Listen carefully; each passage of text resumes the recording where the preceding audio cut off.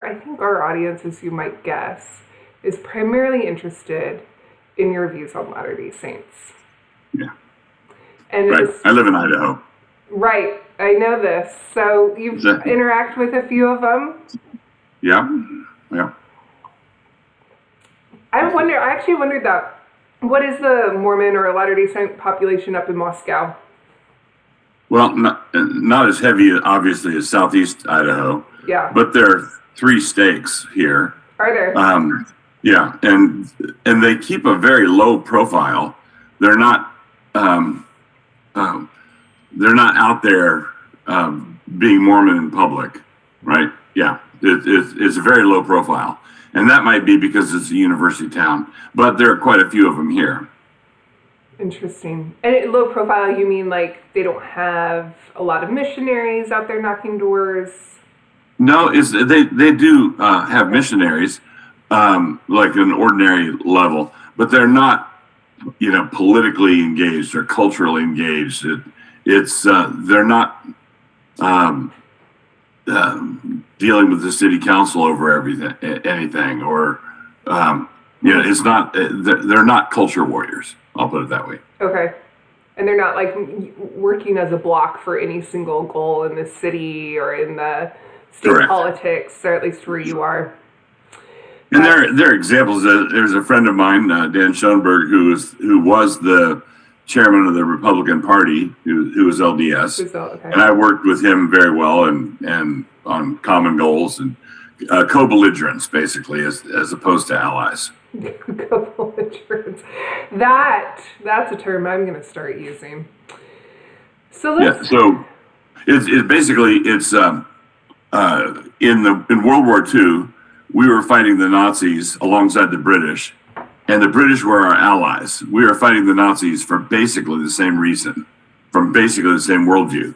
We were also fighting the Nazis alongside Stalin, who was every bit as bad as Hitler was. But we were happy that Hitler double-crossed him and opened up the whole Eastern Front. So we were co-belligerents with the Soviets and allies with the Brits. So in this metaphor, are Mormon Stalin? Yeah, that's where metaphors break down.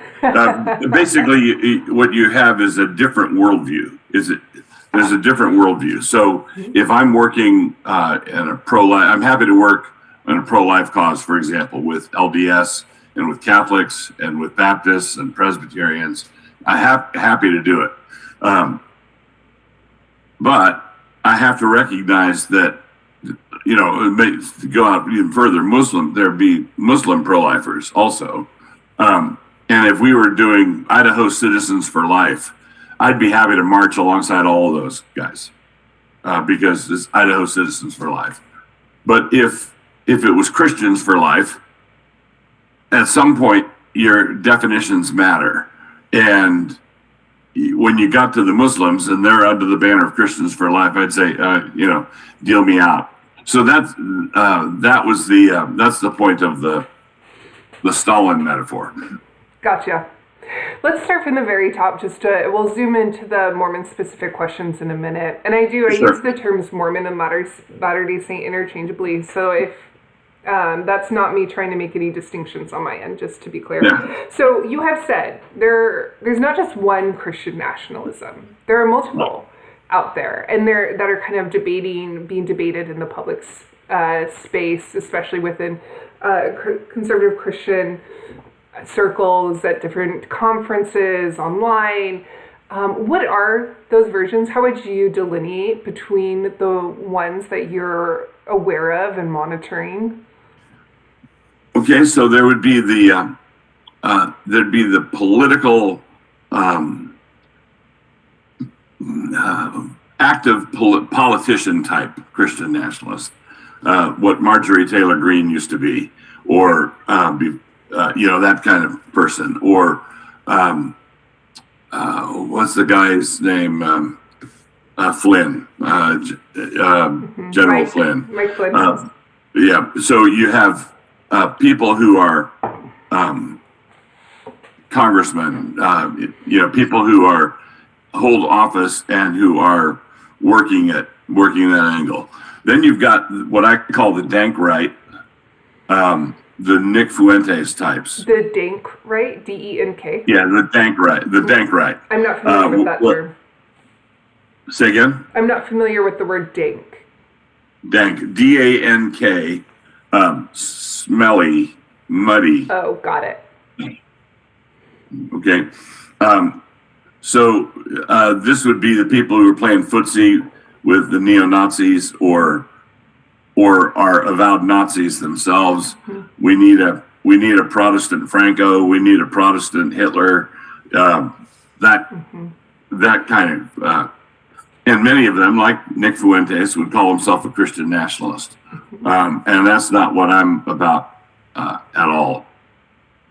Then you would have some of the more scholarly types who want to represent the magisterial Reformation, and who are Thomists, followers of Thomas Aquinas. They're more academic. Stephen Wolfe would be an example of that. And how are they different? How are I can see it certainly where the Sorry, you keep going, and then I'll ask a follow-up question. Then back in the 70s and 80s, there was a movement called Christian Reconstruction, and theonomy, and that was a biblicist movement wanting to make America Christian again. They didn't use the term Christian nationalism, but that's what it amounted to. And there are a lot of residual theonomists left over, mostly boomers, left over from the Reconstruction days. And that's you? What's that? And that's you? I would probably be closest to that one, yeah. Okay. Yeah. How do those goals differ? I can see where neo-Nazis obviously have a very particular goal in mind, but what are how would you say, how does the world look different under the kind of Christian nation that you're trying to build versus the kind of Christian nation that some of these others are trying to build? Yeah, so the two that are closest together would be the magisterial Reformation types and the theonomist types. One of my colleagues, Joe Rigney, would be in one camp and I'd be in another. And we would basically reason our way to the same goals, but our arguments would be different. So is it as much a difference in tactics as it is? No, oftentimes it's an agreement about tactics, but it would be a disagreement over things like natural law versus biblical law. Do we base all our laws on the Bible, or do we go to nature and nature's God to get light from nature, supplemented with wisdom from Scripture, things like that. So it'd be pretty, the debates that these guys would have would be pretty inside baseball, and out there in electoral land, nobody would care. And what I've told people is if my group of theonomists took over and began legislating, the magisterial Reformation types would be very, very happy compared to what's going on now, and vice versa. Okay, so kind of natural allies in that sense. And so say you were able to, you had won that legislative battle. Electoral land reflected what your aims are. What are the first 3 laws that you're going to pass? Okay, the one would be outlawing human abortion, period, across the board.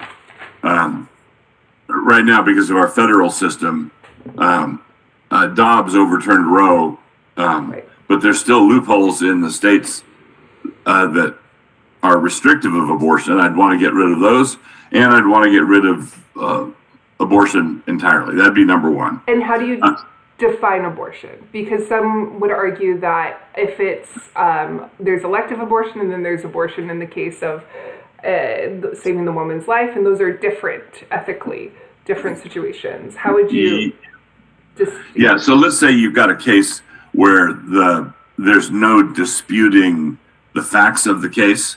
Let's say an ectopic pregnancy, and you've got 3 pro-life doctors who tell you if we let this baby continue to gestate, mom's going to die and the baby's going to die, where everybody's going to die. And we have to remove this ectopic embryo. I would say that is a tragic. That's sort of a truck is out of control of the highway, and some people are sprawled on the highway, and you only have time to drag one of them out of the way, and you have to pick which one to. Okay. Whose life are you going to save? That's that kind of situation. So I wouldn't call that abortion. I would say you save as many lives as you can. All right. But if it's elective abortion of convenience, or abortion because having another baby right now would make me sad, I would want to outlaw all abortions. Okay. And that would be priority number one. Got it. Priority number 2 would be reversing Obergefell. Okay. Getting rid of same-sex marriage. And number 3 would be getting rid of no-fault divorce. No-fault divorce. Got it. Hey, I forgot to mention up top, and I'm sorry, I'm recording this. Just yeah, that's fine. Okay. Yeah. Excellent. So no-fault divorce. Let me ask you this. In your vision of what you are trying to achieve in the public sphere, in the realization of what you view as biblical values being enshrined in America's legislative DNA, does that mean then that a president or elected officials or voters are only those who are Christian? Yeah. So this was going to be a distinction I was going to make with some of your other questions as well. Please. But we have to distinguish between where we are now and a hypothetical republic 250 years from now. So if we're describing my hypothetical republic 250 years from now and who gets to vote, that's very different than what I'm happy with now, what I would work for now. So break it down for me. What's that? Break it down for me.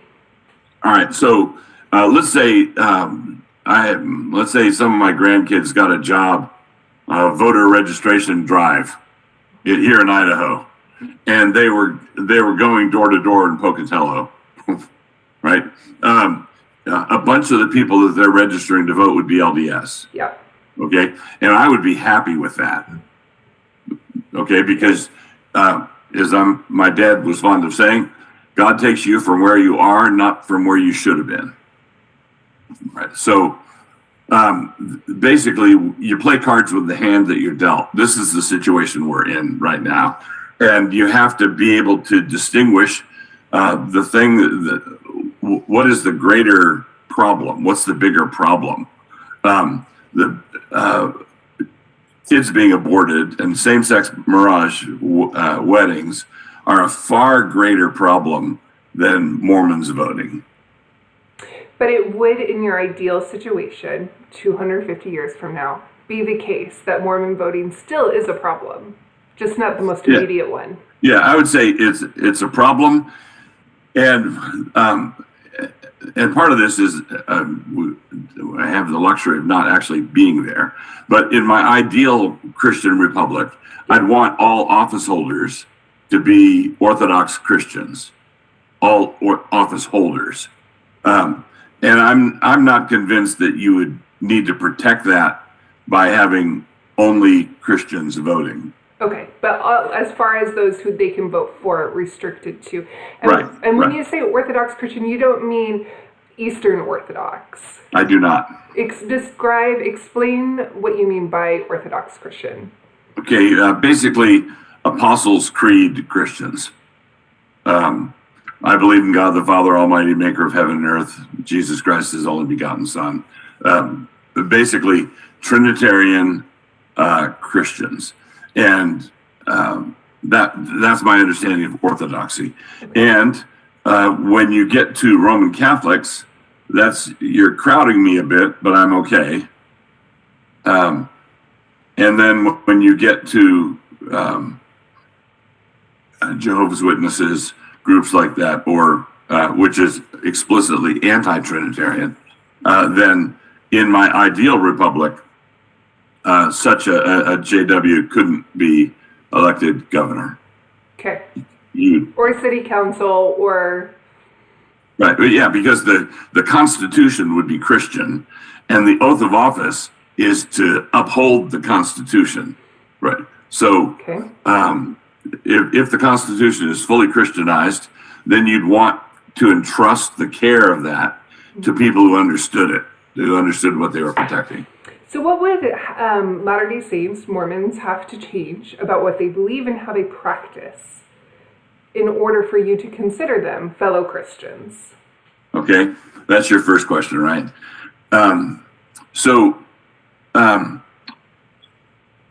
In the Protestant Orthodox stream that I grew up in and am an advocate of, the central gospel has to do with the person and work of Jesus Christ, who Jesus was and what he did.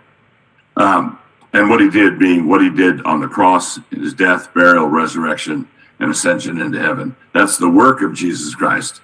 But the person of Jesus Christ is his essential deity, right? He is the one who created all things. He is the maker of heaven and earth. Hebrews 1, Colossians 1, John 1. He's not a local deity. He is the cosmic Christ. He's the Almighty. He is the Almighty God. And so if someone, and the church had a lot of debates about this. The church had a lot of debates about this, culminating in Nicaea in 325, where the church confessed that Jesus Christ, Jesus of Nazareth, is fully God and fully man. Now, the LDS position is that as God is, we may become, and as we are, God once was, and there is a multiplicity of them, which means that there's a divergence when it comes to the person. Who is this Jesus? Well, he is someone who used to not be God, just like I'm not God right now. He used to be in that same position, and I'm going to be in the position that he's in now, which is being God over some planet or other. And I would just say, just on the surface of it, that's just a different faith. So the Christian faith, as I understand it, is monotheistic, including the Trinitarian Christians. Trinitarianism is monotheistic. There's only one true God, and the LDS don't hold to that. So I'd say, okay, they're not Christian in the way that I'm using that word. Now, they are Christian in the sense that they're not Buddhists and they're not Hindus, and there's the sociological set of definitions, but theologically, I don't believe they are. So Latter-day Saints would have to drop the theology around the distinction in the personages between God and Jesus. Yeah, and they would correct. have to also drop the theology about the potential of man, woman to become deity. Yes, correct. Okay. Right. What and I believe that there's other and I don't know where you're coming from, so I'm not trying to be offensive or anything. There are other subcultural weirdnesses that they have, that every distinct cultural group has. Folk doctrine, folk beliefs, yeah. Yeah, which ultimately I don't care about. The ones that matter would go away if those central things. If there were a Reformation in the LDS Church, which can I back up for a minute? There are different kinds of religious groups. I mentioned the JWs earlier. The JWs take pride in being isolated and different. Okay, that's their badge of honor. The rest of the Army's out of step. We're doing it the right way. And they have no interest at all in blending. The LDS Church is very different. It was like that at the beginning, in the early early days of the Mormon Church. But today, the LDS want to see themselves, and part of their identity is being quintessentially American. They are Reader's Digest Americana, and they want to fit into that. And evangelicals, many evangelical Christians, are culturally very similar to that, right?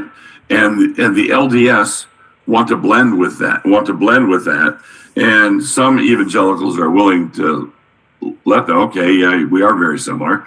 And other evangelicals are saying, no, there's this doctrinal thing that we've got to fix first. There was a religious group, the Worldwide Church of God, it was called, that was an offbeat, heretical, not Orthodox church, but the whole denomination became evangelical. Things like that have happened in history and could happen. And if that happened with the LDS, then I'd be happy to adjust play it as it lays, adjust as we go. What about temple rites and rituals? Yeah, everything hinges on what they mean, okay. Right? So what I don't frankly know enough about what this particular rite would mean, or what the underwear means, or what some of it would stay and some of it would go. Got it. Yeah. So it's not so much the practice, but the intention behind the practice that you find primarily important. Correct. I care about the theology of the thing, not the practice. I can easily envision an Orthodox denomination of fundamentalist Christians in Arkansas, where the men all wear white shirts and skinny neckties, and that became a thing. They are dubious about your salvation if you wear anything else. That's maybe sectarian, but it's not unorthodox. Okay, so sectarian divisions allowed, but we have to all be around this Apostles' Creed definition of who God is. Right. And who we are in relation to God. Right. What about the Book of Mormon? Does the Book of Mormon stay, go? They believe it's the Word of God? That'd be one of the things that would go as a revelation from God. So I've read the Book of Mormon a couple of times, read it through a couple of times, and am familiar with its contents and so on. I believe it is not inspired scripture, and I believe that would be like a second tier thing. If there was a turn on who Jesus is and what he did, then I think that's one of the next things that would go. So what do you find, as I asked in the questions I sent you, what do you think is the core message of the Book of Mormon? Because many of the believers would say that Jesus is the Christ and we are saved through him. Right. So then what's the problem? But for you there is a problem. And so right. The problem is that the Jesus that goes by the definition that they have for him is not capable of saving. He can't save you. Because in order for us to be saved, it has to be God. Jesus is the God-man. He is truly God, truly man, as Nicaea said. And as God, he represents God to us. And as a man, he represents man to God. And thus is the perfect bridge between God and man, and we were estranged from him because of our sin. And what God did was unilaterally send Christ to die on the cross for us, and the cross is that bridge. The LDS expression is somewhere in the Book of Mormon. I've forgotten the house and street number, but it's we are saved by grace after all that you can do. And for evangelical Christians, it's we are saved by grace, period, end. That's it. It's the sheer gift of God. We don't do anything to earn it or prepare ourselves to earn it or work for it. There's a tendency in the LDS, was more than a tendency, I think it's part of the system, where progress in godliness amounts to pedal harder, work harder. And I think the diligent and devout and pious LDS people are working, well, diligently, and some of them frantically, trying to prove something to God. And I believe that the only thing I can prove to God is that I'm a mess. That's the only thing I can prove to God. And I can prove that easily. And so when God saves me, as one person said, when I got saved, God did his part and I did mine. And the preacher thought that sounds suspicious. Oh, Jesus did the saving and I got in the way. That's how salvation works. I get in the way. So you feel like it's too works-based. Yeah, correct. Yeah, and I will say I do think I would say that was more true of the church in the 90s. I do feel like there has been a greater emphasis through figures like Emily Bell Freeman. Don't know if that means anything to you, Patrick Huron, a new apostle, who are more grace-centered. But nonetheless, that scripture does still exist in the Book of Mormon, that after all you can do. Okay, so let's pivot now to this question of what went down with the Departments of Defense or War and the issuing of this new list. Did you follow this drama? Yeah, I saw it. I saw it blow up, and I'm happy to tell you I had nothing to do with it. Okay. So I watched it unfold, and I suspect, I'm not sure, because I had nothing to do with it, but it looked to me like a Pentagon snafu, not a deliberate Pete Hegseth saying, let's make sure that the Mormons are not on the list of Christians. And the reason for that is that there were other groups, manifestly not Orthodox, that were left on the list. So which told me that there was not a doctrinal purge going on. They were not trying to purge heterodox groups and get them off the list, because if they were trying to do that, they did a lousy job. They left some on that should have been removed if that were the criteria. I know. I was surprised to see Jehovah's Witness and Seventh-day Adventists. Are those the two that come to mind for you? I knew about the JWs, and I would say the Seventh-day Adventists are in that group, although they are in a gray area. Some of them are Orthodox, and some of them are off the path. Got it. Okay. And do you think that the government should have a say in determining who is Christian? You say ideally, yeah, one day.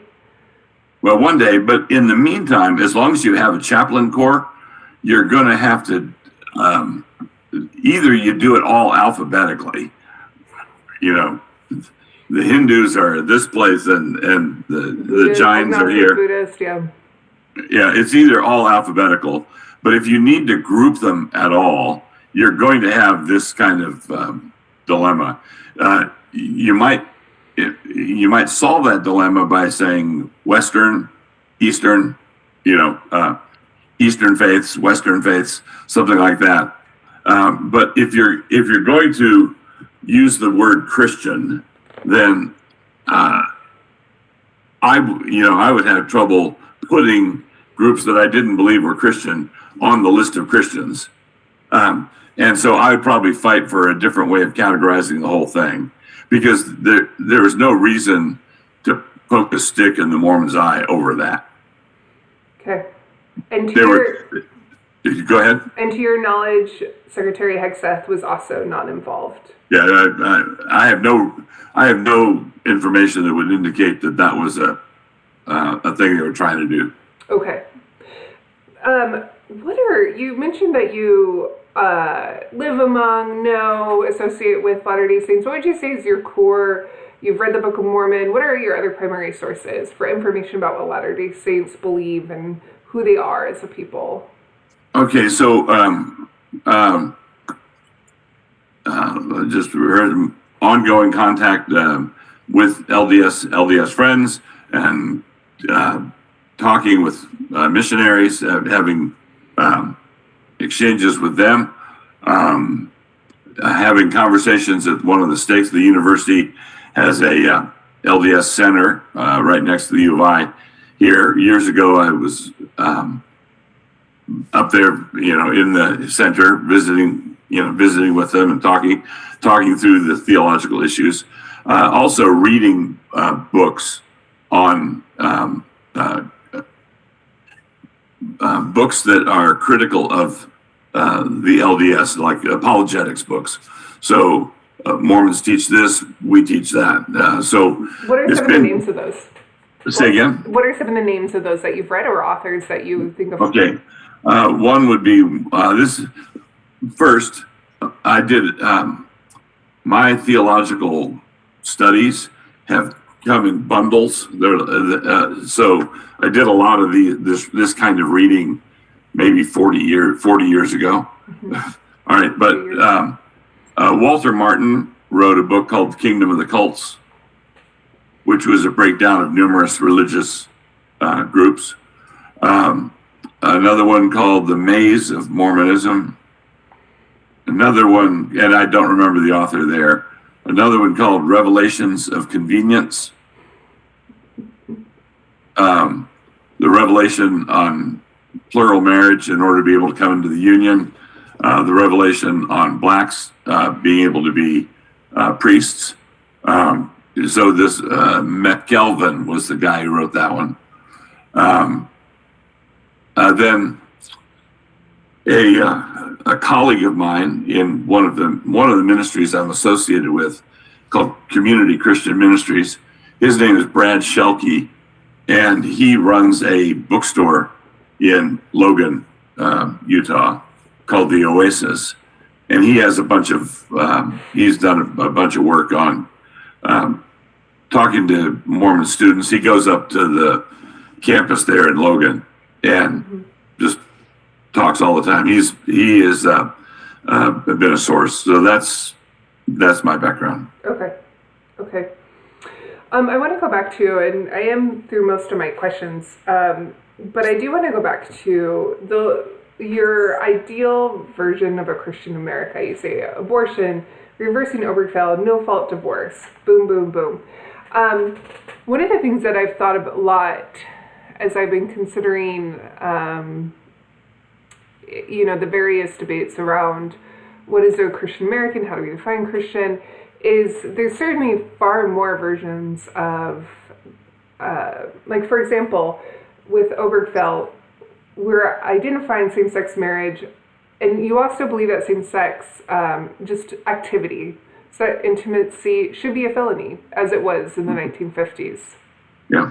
What about other forms of intimacy that are forbidden in the Bible? Adultery, should that be a felony? Yep.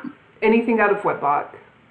So this is going to be more inside baseball maybe, but if we're going to Old Testament law, adultery, there are certain heterosexual sins that receive the same penalty that homosexual sins did. Adultery being one, bestiality being another. Mm-hmm. Fornication wasn't, interestingly. So if you said you can go through the entire Old Testament, and fornication would certainly be considered a sin, but not a crime. Interesting. Okay. So, and I'm a Bible guy. I'm one of the theonomists. So consequently, if you said there was a situation where a person could be executed for fornication, but only if if the family represented the bride as a virgin, and she married under false pretenses, and it was discovered later. But the issue there was the sexual fraud, not the fornication. Does that make sense? I see the distinction you're drawing, or that the Bible is drawing.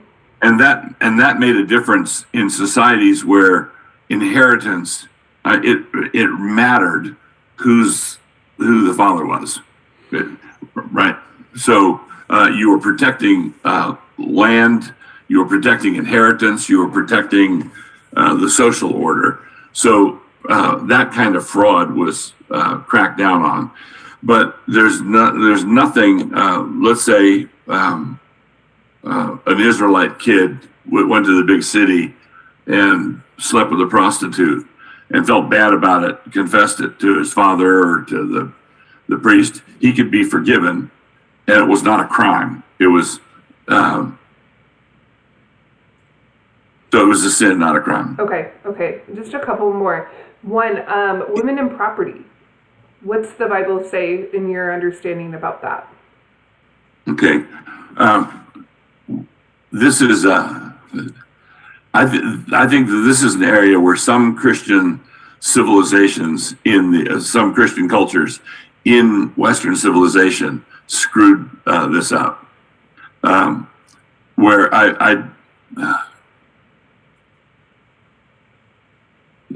so there's a pagan kind of dowry where you could represent it as a man buying his bride, like traffic, a father selling his daughter.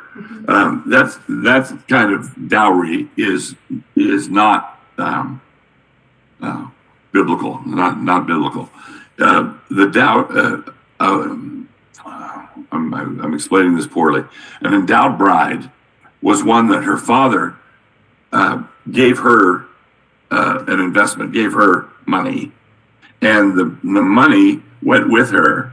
And if the husband married her and then cheated on her or did her wrong, divorced her, he took a hit because he had to contribute to the dowry.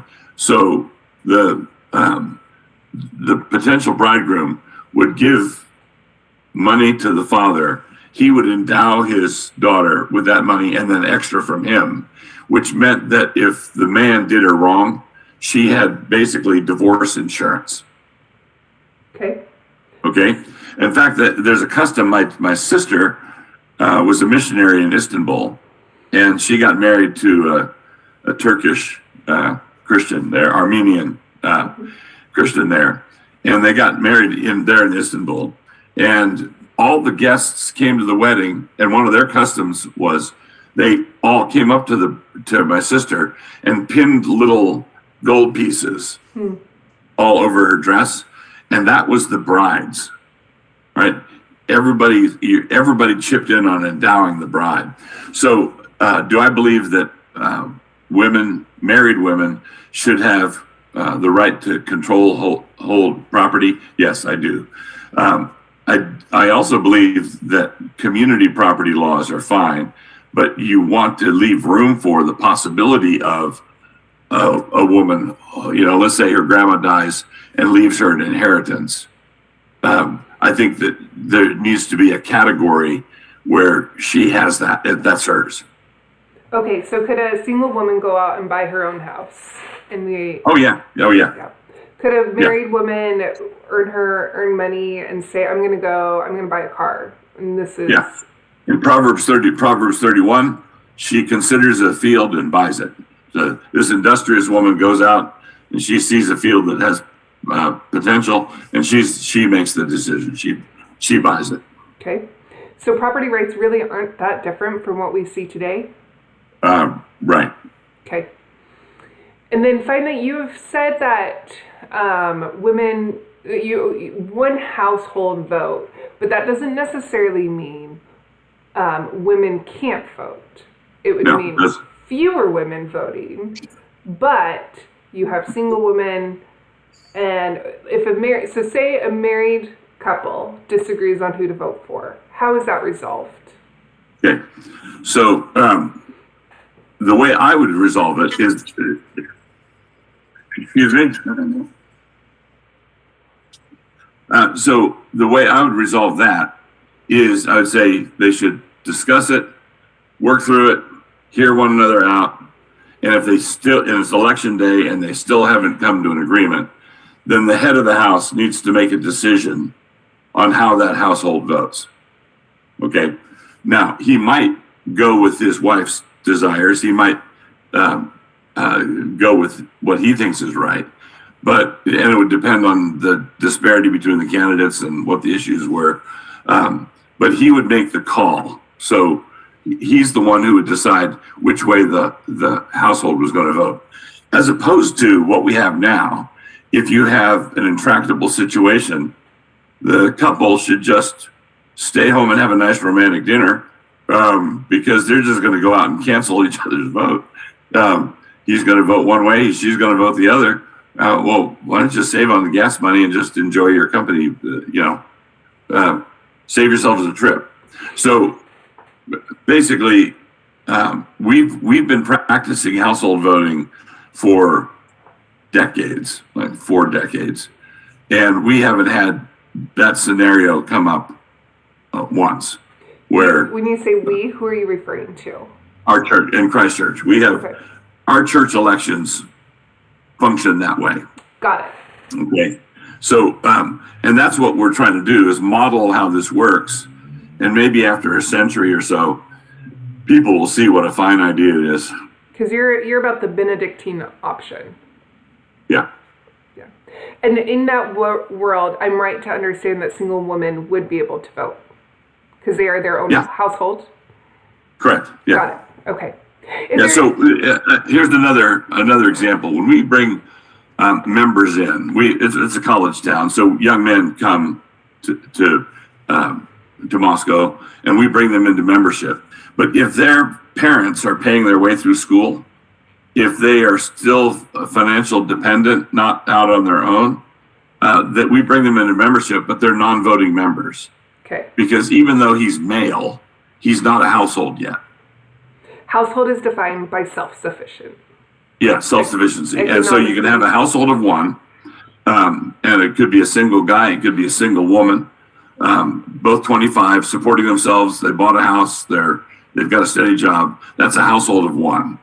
And it's immaterial to us whether it's XX or XY chromosomes. What matters to us is whether it's a self-sufficient household. Okay. Who would you love to see run for president in 28? I could probably tell you who I'd rather not see. So currently, I believe that if a year from now, if Trump's presidency is regarded broadly as a success, as then I think J.D. Vance has the nomination walking away, and I'd be happy to vote for him. Okay. So I think that's likely. If some disaster happens, economic disaster, or the war in Iran breaks out again and goes really badly, or something like that, and Trump loses the midterms, loses the House in the midterms, and things unravel, then I think you're going to see a hotly contested Republican primary. And I think people in it would be people like Vance and Rubio and Cruz and maybe Rand Paul, people like that. But you like Vance. Say again? But you like Vance. I like him fine. I think he's very smart, and I think he would do good things. But I'm in a this is hard to explain, but I'm not in a rah-rah position with pom-poms on any of this. I don't believe that Republican Party is our savior. I don't believe that politics has a solution. I think that politics can give us a little more time to work on the things that have to be worked on, like evangelism, church planting, establishing Christian schools, so on. So it's like